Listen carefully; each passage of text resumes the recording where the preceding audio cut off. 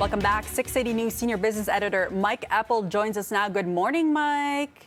Hey, Faiza, how you doing? I'm good. Everybody's concerned. They want to know, how are you doing after Skunkgate from yesterday? It's all good. Everything's I've good? heard nothing. I've heard nothing the day. Yeah, I know there was a lot of concern, but no, everything is fine.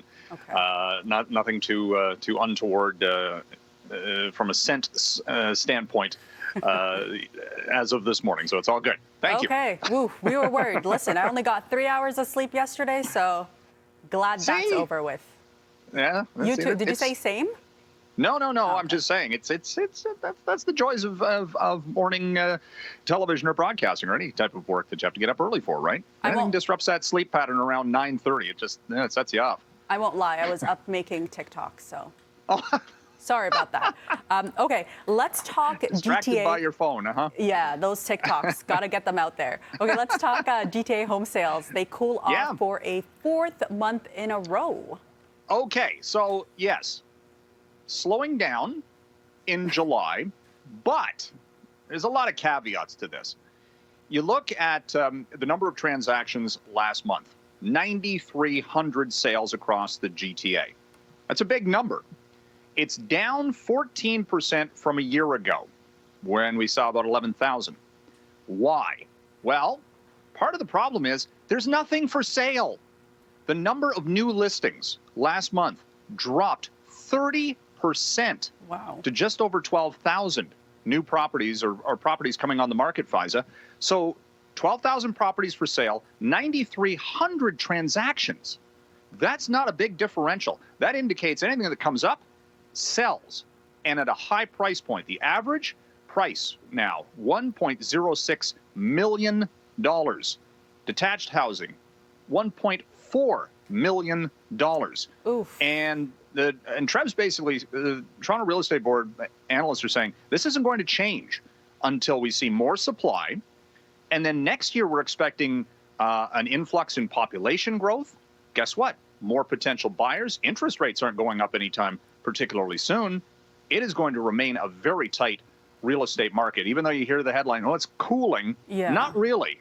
This is all about supply and demand. Okay. U.S. President Joe Biden has a target to reach 50% new car sales by 2030 to be electric. And he also has another goal and focus for new technologies to prevent impaired driving. Think about that. Within, now less than 9 years, getting 50%, half of all car sales electric. Talk about an infrastructure. This is all part of the infrastructure plan that the Biden administration has set out. But you're going to see a massive shift in basically how we get around and the vehicles that we are using to do so. You're going to need electrification and all of the charging stations put in, and the mining capabilities and battery production. All of these things are going to have to go extremely quickly. I see these targets and I go, okay, that's going to be interesting to see if it actually happens. And yeah, and part of the infrastructure bill as well is technology to, if you get into your vehicle and it senses that you've been drinking, it shuts the car down. Wow. And that's something that Mothers Against Drunk Driving has been pushing for a long time. Again, this is coming in the United States. Do not be surprised if if it's passed. It's still in the legislative state, but if that's passed, that'll be coming to a car and or a truck very quickly.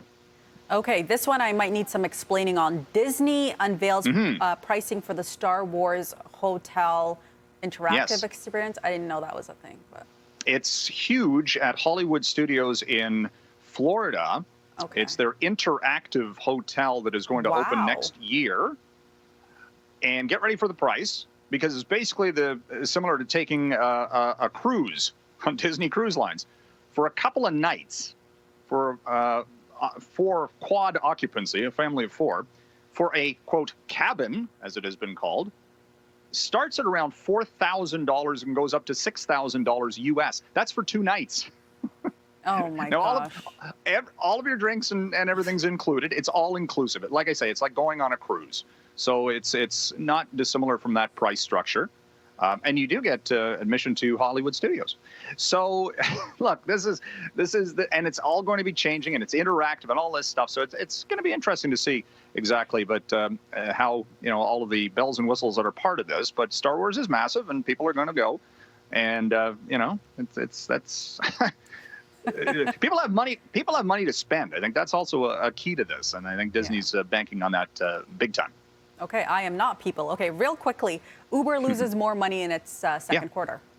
Yeah, because they have to incentivize drivers to come back to work. A lot of Uber drivers, last year were quitting because ride hailing was way down because of COVID. Now it has picked right back up. But Uber's, in ride hailing, it's in food delivery, it's in all sorts of different aspects of future autonomous driving and that sort of thing. So it's spending a lot of money, lost quite a bit in the latest quarter as well. Stocks down in pre-market trade. Other than that, markets look pretty good in the early Thursday activity. We love to see it. Mike Eppel, always a pleasure chatting with you. Talk to you tomorrow. Until tomorrow. Time now, 6:18 a.m. Coming up, Andre the Grass had a breathtaking gold medal performance at the Olympics yesterday. But would you believe it? His mom once doubted his ability as a sprinter. That story up next.